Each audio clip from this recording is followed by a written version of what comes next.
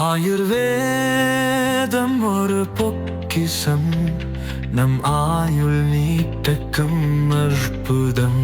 Doctor Srivarma's. மாண்புமிகு தமிழ்நாடு முதலமைச்சர் கழகத் தலைவர் அண்ணன் தளபதி அவர்கள் நடைபெற இருக்கிற 2026 சட்டமன்ற தேர்தலையொட்டி திராவிட முன்னேற்ற கழகத்தின் சார்பில் தேர்தல் அறிக்கை குழுவினை அறிவித்தார்கள். அறிக்கையின் குழு தலைவராக நாடாளுமன்ற உறுப்பினர் கவிஞர் அன்பு சகோதரி கனிமொழி எம்பி அவர்களை தலைமையாக கொண்டு உறுப்பினர்களை நியமித்து தமிழகம் முழுவதும் மண்டல வாரியாக மாவட்ட வாரியாக ஆங்காங்கு இருக்கக்கூடிய தேவைகள் கோரிக்கைகள் அவைகளை அறிந்து தெரிந்து அந்த அறிக்கைகளை தயாரித்திட வேண்டும் என்ற ஜனநாயக மாண்பினை கழகத் தலைவர் கைப்பற்றும் விதமாக நடைமுறைப்படுத்தும் விதமாக அதை செயல்படுத்தினார்கள்.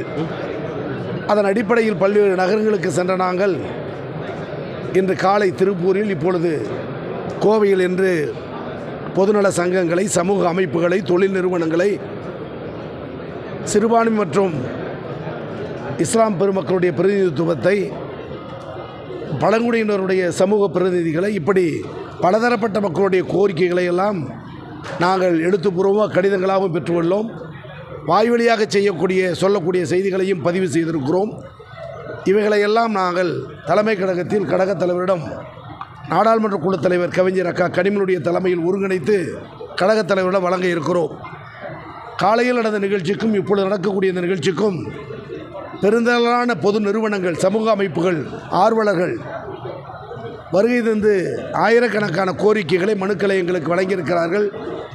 நம்முடைய மாண்புமிகு மேலாள் அமைச்சர், நம்முடைய கோவை மண்டலத்தினுடைய பொறுப்பாளராக இருந்து பணியாற்றுகிற அண்ணன் செந்தில் பாலாஜி அவருடைய முன்னிலையில் பெரும்பாலான கோரிக்கைகளை முதலமைச்சரிடம் எடுத்துச் சொல்லி தேர்தல் அறிக்கைகளாக அவைகள் வந்து ஆட்சி அமைந்ததற்கு பிறகு அறிக்கைகளையே சட்டங்களாக, திட்டங்களாக அறிவிக்கக்கூடிய சூழலை திராவிட முன்னேற்ற கழக அரசு செய்யும். சொன்னதை செய்வோம், செய்வதை சொல்வோம் என்று சொன்ன நம்முடைய முதல்வர் சொல்லாததையும் செய்கிற சாதனைகளை செய்து கொண்டிருக்கிறார். எனவே மக்கள் நம்பி வருகிறார்கள், பொதுநல நிறுவனங்கள் நம்பி வருகிறார்கள், சமூக அமைப்புகள் நம்பி வருகிறார்கள், வர்த்தக சங்கங்கள் நம்பி வருகிறார்கள். அனைத்து தரப்பு மக்களுடைய பிரதிநிதிகளும் இந்த அரசிடம், கழகத்திடம் சொல்லலாம் என நம்பி வருவதே திராவிட முன்னேற்ற கழகத்துடைய வெற்றியை உறுதி செய்திருப்பதாக நாங்கள் நாடு முழுவதும், மாவட்டம் முழுவதும், மண்டலம் முழுவதும் வருகிறோம். அந்த வகையில் மக்களின் ஆதரவு தேர்தல் அறிக்கை குழுவுக்கு மகிழ்ச்சியை தருகிறது. அந்த மகிழ்ச்சியை செயல்படுத்தும் விதமாக முதலமைச்சரிடத்தில் நாடாளுமன்ற குழு தலைவர், நம்முடைய அறிக்கை குழுவினுடைய தலைவர் அக்கா கனிமொழி தலைமையில் ஒப்படைப்போம். இன்றைக்கு 3 மாவட்டங்களை சார்ந்த பொதுமக்களை, நிர்வாகிகளை, சமூக அமைப்புகளை, பொதுநலச் சங்கங்களை சந்தித்திருக்கிறோம். ஒவ்வொரு மாவட்டத்திற்கும் ஒவ்வொரு தேவைகள், கோரிக்கைகள் வந்த வண்ணம் இருக்கிறது. நீலகிரி மாவட்டத்தை பொறுத்தவரை அங்கு இருக்கக்கூடிய தேயிலை பிரச்சனை, தொழிலாளர் பிரச்சனை, அவர்களுக்கு அனுமதி தர வேண்டிய அந்த டிஆர்டிபியினுடைய அனுமதி, இவைகளை குறித்த கோரிக்கைகள் நிரம்ப வந்தது. அதே போல் நம்முடைய கரூர் மாவட்டத்தில் தொழில் வளர்ச்சிக்கு என்னென்னலாம் செய்ய முடியும் என்பதை வளரும் கரூர் என்ற தலைப்பிலேயே நம்முடைய பஸ்கள் பாடி கட்டுதலுடைய உள்கட்டமைப்பை செய்யக்கூடிய பணிகள் இருக்கிறது. அதேபோல் ஜவுளி, அதேபோல் கொசுவலை போன்ற பல்வேறு தொழில் செய்யக்கூடிய நகரமாக, மாவட்டமாக கரூர் இருக்கிற காரணத்தால் அவைகளுடைய வளர்ச்சிக்கு நீங்கள் செய்து தர வேண்டும் என்ற கோரிக்கைகளை வைத்தார்கள். நம்முடைய கோவையிலே ஏற்கனவே பல்வேறு வளர்ச்சியடைந்த நகரமாக கோவை இருக்கிறது. அந்த கோவைக்கு தமிழக முதலமைச்சர் நிறைய திட்டங்களை அறிவித்திருக்கிறார். ஜவுளித்துறை சம்பந்தப்பட்ட, சாயப்பட்டறை சம்பந்தப்பட்ட தொழில் நிறுவனங்களுடைய கோரிக்கைகளையும் பெறப்பட்டிருக்கிறோம். எனவே 3 மாவட்டத்துடைய கோரிக்கையும் முதலமைச்சரிடம் எடுத்துச் சொல்லி அறிக்கையாக வெளியிட்டு அரசு அமைந்ததற்கு பிறகு சட்டத்திட்டங்களாக நிறைவேற்றி தருவோம். தேர்தல் அறிக்கை பொறுத்த வரைக்கும் இந்த தேர்தல் அறிக்கை எந்த அளவுக்கு ஒரு முக்கியத்துவம் வாய்ந்ததாக திராவிட முன்னேற்ற கழகத்துடைய தேர்தல் அறிக்கை என்பது முன்னாள் நிதியமைச்சர் சொன்னதை போல ஒரு தேர்தலின் கதாநாயகன். வேட்பாளர் எப்படி முக்கியமோ அதைவிட முக்கியமாக திராவிட முன்னேற்றம் எழுதுவது தேர்தல் அறிக்கை.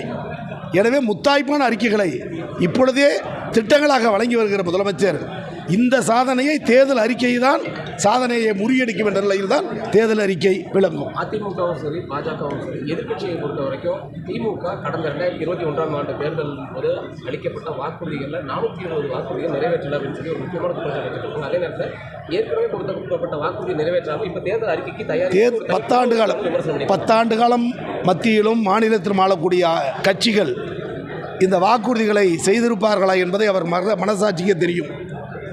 60 வயதை கடந்தவர்களுக்கு இலவச பயணம் உண்டு என்று அதிமுக அரசு சொன்னது கடைசி வரை செய்யவில்லை.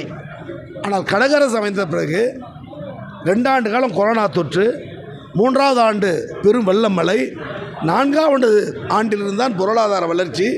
2 ஆண்டுகளில் இவ்வளவு பொருளாதார வளர்ச்சியை உருவாக்கி இந்தியாவில் இருக்கிற மாநிலங்களில் இன்றைக்கு வளர்ச்சியடைந்த பொருளாதார வளர்ச்சியடைந்த மாநிலமாக முதலிடத்தை உயர்த்தி இருப்பதை ஒன்றிய அரசு தந்திருக்கிற புள்ளி வரவுகள். எனவே தேர்தல் நேரத்தில் சொன்ன வாக்குறுதிகளை பெரும்பாலானவற்றை செய்திருக்கிறோம். ஒன்றிய அரசு தொடர்புடைய அறிக்கைகள், கோரிக்கைகள், தேர்தல் அறிக்கைகள் இருந்தால் அவைகள் ஒன்றிய அரசு தான் காரணம் தவிர கழக அரசு அல்ல, திமுக அரசு அல்ல. ஆனாலும் நாடாளுமன்றத்தில் குரல் கொடுத்து அந்த குறைகளை போக்கி எதிர்காலத்தில் அனைத்து கோரிக்கையும் வென்றெடுக்க கழக அரசும் தமிழக முதலமைச்சரும் துணை நிற்பார்.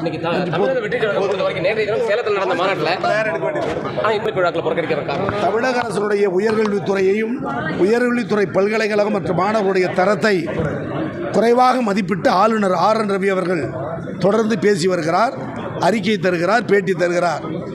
உயர்ந்த நிலையில் தமிழ்நாடு உயர்கல்வியில் இருக்கிறது. இதை புரியாதவன் அவர் பேசுவது கேலி கூத்தாக இருக்கிறது. மற்றொன்று, தமிழக சட்டமன்றத்திற்கு சில மரபுகள், மாண்புகள் இருக்கிறது.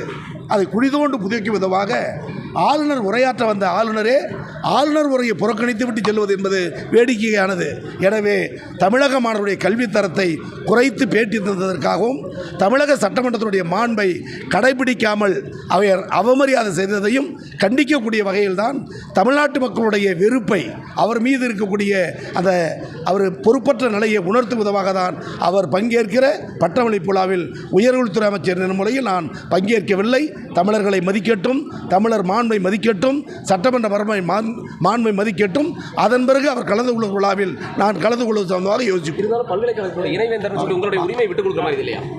உரிமையை விட்டுக் கொடுப்பது என்பது வேறு, இந்த நாட்டினுடைய மாண்பை கெடுப்பது என்பது வேறு. அது கட்டுப்பட வேண்டிய அவசியம் நமக்கு இல்லை.